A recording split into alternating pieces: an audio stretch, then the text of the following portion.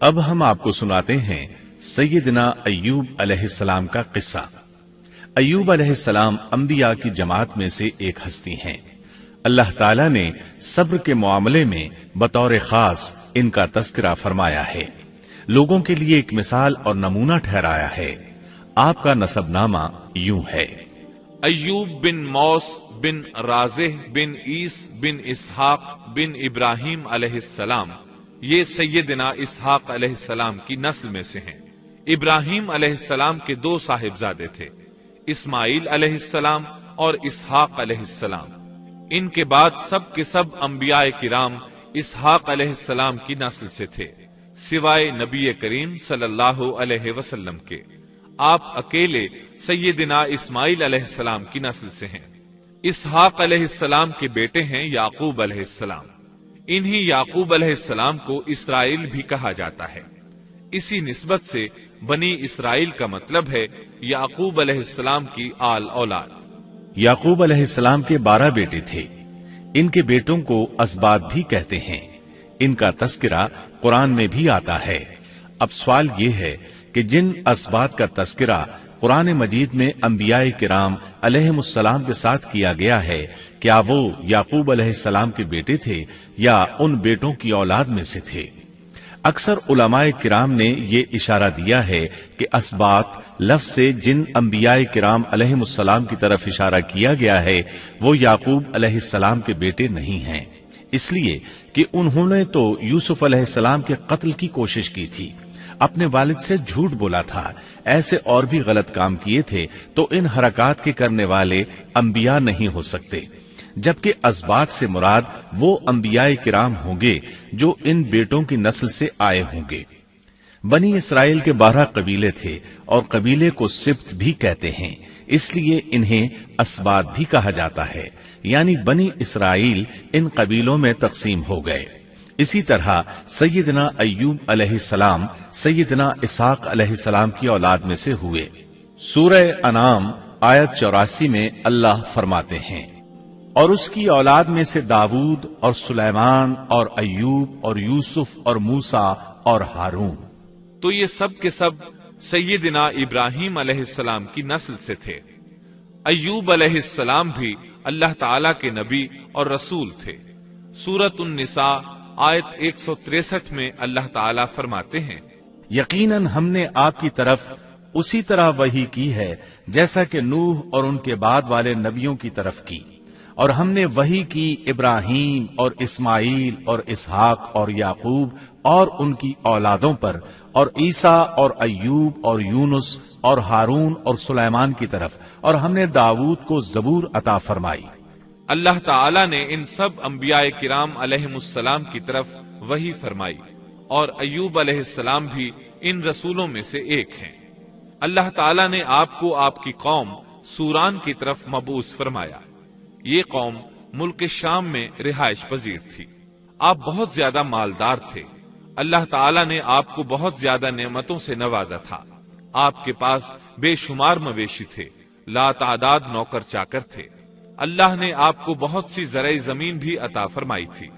آپ تاجر بھی تھے، تجارت کا سلسلہ دور دور تک پھیلا ہوا تھا۔ اللہ تعالیٰ نے آپ کو کثیر اولاد بھی عطا فرمائی تھی۔ آپ کے ہاں 7 بیٹے اور 7 بیٹیاں تھیں۔ آپ خود بھی صحت مند اور طاقتور تھے۔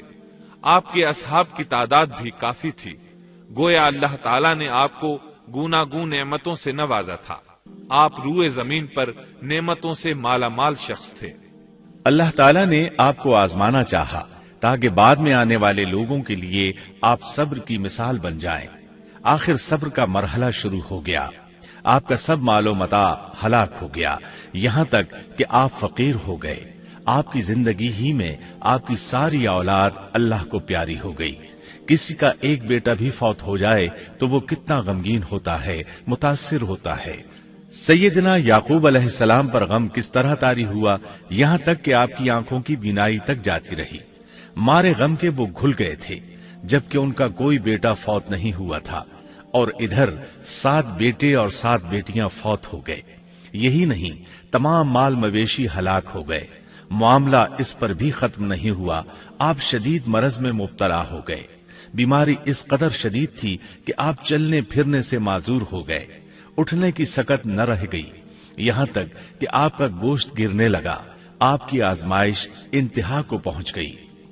अब आपके साथी भी आपका साथ छोड़ने लगे। उन्हें खौफ महसूस हुआ कि कहीं उनकी बीमारी इन्हें भी न लग जाए, कहीं ये कोई ऐसी बीमारी न हो जो एक से दूसरे को लगती हो। इस तरह सिवाय दो के सब साथी आपका साथ छोड़ गए, कोई आपके करीब न आता था। जो दो साथी साथ छोड़कर नहीं गए थे वो भी जरा दूर खड़े होकर बात करते थे। आपकी खिदमत के लिए बस आपकी बीवी रह गईं। वो बहुत वफादार बीवी थी। ये ज़ौजा मोहतरमा आपकी खिदमत करती, आपको खिलाती पिलाती, आपको नहलाती। फिर नौबत यहाँ तक पहुंची कि सारा ही माल बिल्कुल खत्म हो गया। अब बीवी साहिबा ने उजरत पर लोगों के घरों में काम करना शुरू किया ताकि कुछ कमा कर लाएं और खामन पर खर्च कर सकें। ये थे अल्लाह के नबी अय्यूब अलैहिस्सलाम। इतनी बड़ी आजमाइश में पूरे उतरे। आजमाइश भी 1-2 माह नहीं, पूरे 12 बरस जारी रही और एक कौल के मुताबिक 18 बरस जारी रही। आप इस दौरान मुजस्समा सब्र बने रहे। आपने कभी किसी से शिकवा तक न किया, यहां तक कि कभी ज़ौजा मोहतरमा से भी शिकवा न किया। साल हा साल इसी हालत पर गुजर गए। एक बार आपकी बीवी ने अर्ज करने की जरा हिम्मत की और कहा, आप अल्लाह के रसूल हैं, अगर अल्लाह के हुजूर दुआ करें तो वो आपकी बीमारी को खत्म फरमा देंगे, आपकी हालत को बदल देंगे।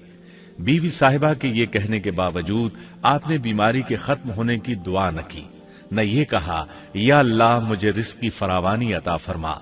बस रिज़ाए इलाही पर राजी रहे, तकदीर इलाही पर खुश रहे।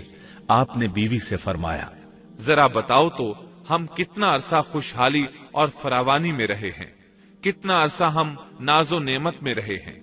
उन्होंने जवाब दिया, 80 साल। ये सुनकर आपने फरमाया, मुझे अल्लाह ताला से दुआ करते हया आती है। जितना अरसा खुशहाली में रहा उतना अरसा बीमारी और तंगदस्ती में नहीं गुजरा, इसलिए मैं अभी ये दुआ नहीं करूंगा कि वो मुझे शिफा अता कर दे या मेरी इस हालत को बदल दे, वाफिर रिज़्क़ अता करे, जब तक मुझ पर 80 साल न गुजर जाएं। जिस तरह मैं 80 साल नाजो नेमत की बहारें देखता रहा, इसी तरह 80 साल तक मैं इसी हालत पर सब्र का दामन थामे रहूंगा, तंदुरुस्ती का सवाल नहीं करूंगा। आपके इस जवाब पर बीवी साहिबा मायूस हो गईं, इसलिए कि उन्हें तो बीमारी के खत्म होने की और अच्छे दिनों के दोबारा आने की उम्मीद थी। आपकी बात सुनकर वो बोली, तब ये आजमाइश की घड़ी कब खत्म होगी? चूंकि इस बात से अल्लाह ताला की नाशुक्री होती थी, इसलिए अय्यूब अलैहिस्सलाम नाराज हो गए। उन्होंने अल्लाह के नाम की कसम खाई कि अगर अल्लाह ताला ने मुझे शिफा अता फरमाई तो मैं उन्हें 100 कोड़े मारूंगा। दूसरी तरफ नौबत यहाँ तक पहुंची कि लोगों ने आपकी बीवी साहिबा को काम देने से इनकार करना शुरू कर दिया। उनका ख्याल था कहीं इनके शौहर की बीमारी उन्हें भी न लग जाए। वो समझते थे कि अय्यूब अलैहिस्सलाम की बीमारी छूत की है, लिहाजा ये बीमारी उनकी बीवी के वास्ते से उन्हें भी लग सकती है। जब मामला यहाँ तक पहुंच गया तब आपने एक छोटी सी बात कही। इसमें भी कोई वाज़ेह दुआ नहीं थी, जबकि इस वक्त से बढ़कर दुआ के लिए कौन सा वक्त हो सकता था। आपकी इस बात को अल्लाह ताला ने कुरान मजीद में बयान फरमाया है।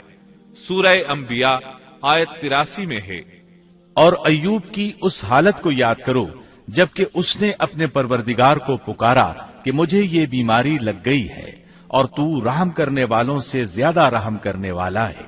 मुझे आजमाइश ने आ लिया है और तू अरहमुर राहिमीन है। मतलब ये कि आपने वाज़े अल्फाज में दुआ नहीं फरमाई। ये नहीं फरमाया इलाही मुझे तंदुरुस्ती अता फरमा, इलाही मुझे रिज़्क़ अता फरमा और मेरी हालत ऐसी ऐसी हो गई है, तू रहीम व करीम है, बल्कि यूं कहा व अंता अरहमुर राहिमीन। अर्ज किया, मेरी निस्बत मेरी हालत को तू ही बेहतर जानने वाला है। अल्लाह ताला ने दूसरी आयत में आपकी हालत को इस तरह बयान किया है। सूरह स्वाद आयत 41 में अल्लाह ताला फरमाते हैं, और हमारे बंदे अय्यूब का भी जिक्र कर, जबकि उसने अपने रब को पुकारा कि मुझे शैतान ने रंज और दुख पहुंचाया है। گویا آپ نے اس بیماری اور مصیبت کو اللہ تعالیٰ کی طرف منسوب نہیں فرمایا، بلکہ اللہ تعالیٰ کو اس سے مبرہ و پاک ٹھہرایا اور اسے شیطان کی طرف منسوب کیا۔ یوں نہیں کہا اللہ تو نے مجھے مصیبت میں ڈال دیا، بلکہ اس کو غیر اللہ یعنی شیطان کی جانب منسوب کیا۔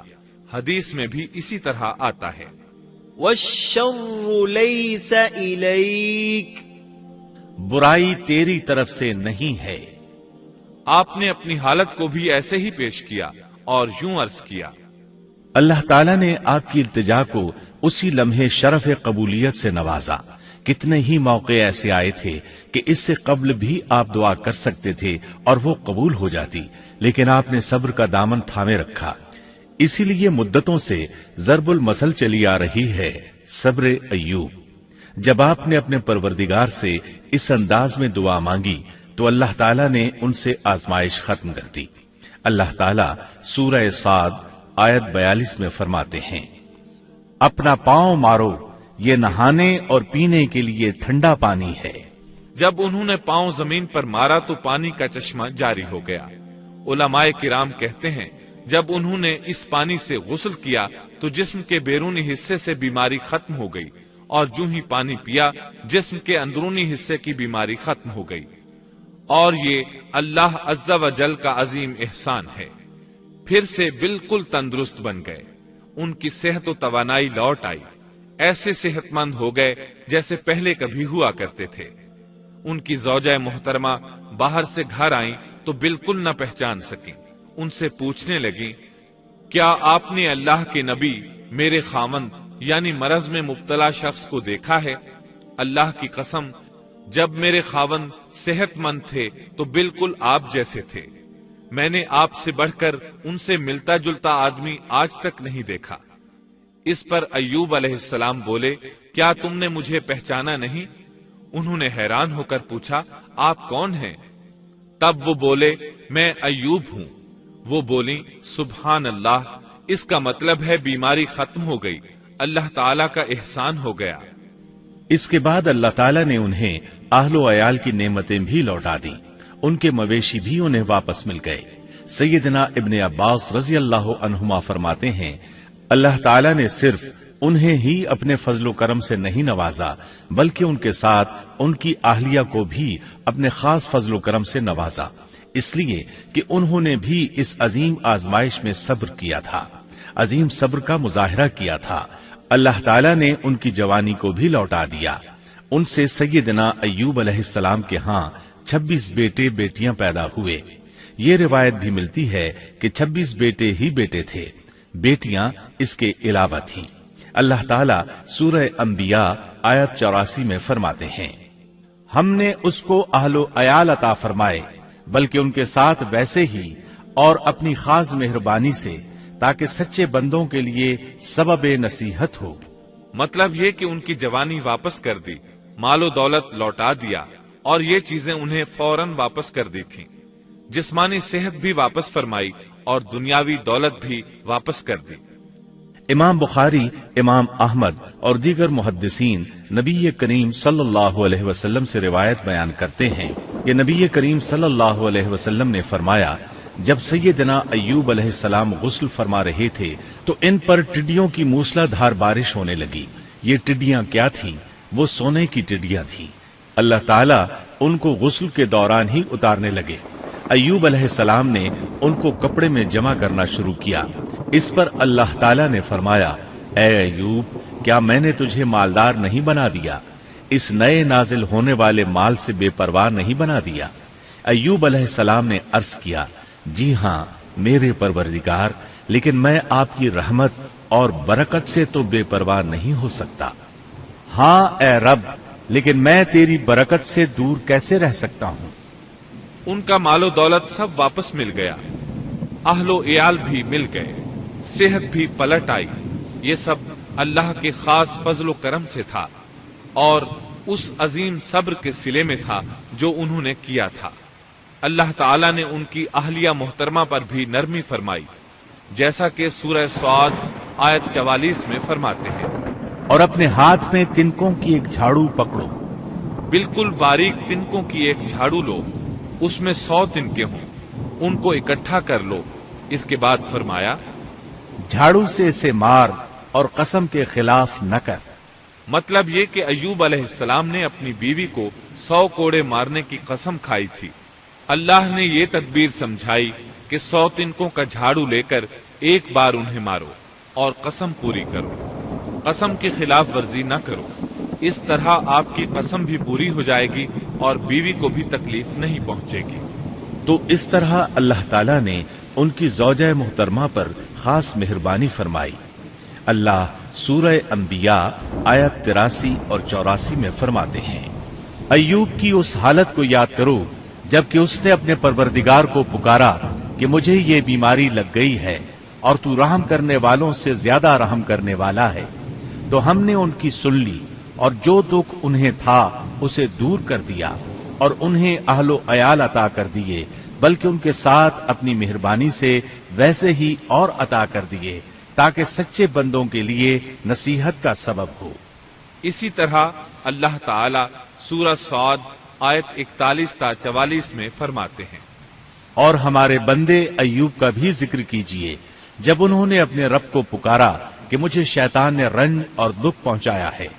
اپنا پاؤں مارو, یہ پینے اور نہانے کے لیے ٹھنڈا پانی ہے, اور ہم نے انہیں ان کا پورا کنبہ عطا فرمایا, بلکہ اس کے ساتھ اپنی خاص رحمت سے اور عقل مندوں کی نصیحت کے لیے اتنا ہی اور بھی عطا کر دیا. یہ ذکر تھا سیدنا ایوب علیہ السلام کا جو اختتام کو پہنچا. مزید اپڈیٹ پانے کے لیے قرآن دا لاسٹ ہوپ چینل کو سبسکرائب کریں تاکہ جب بھی ہم کوئی نئی ویڈیو اپلوڈ کریں تو اس کا نوٹیفیکیشن آپ کو مل جائے سب سے پہلے.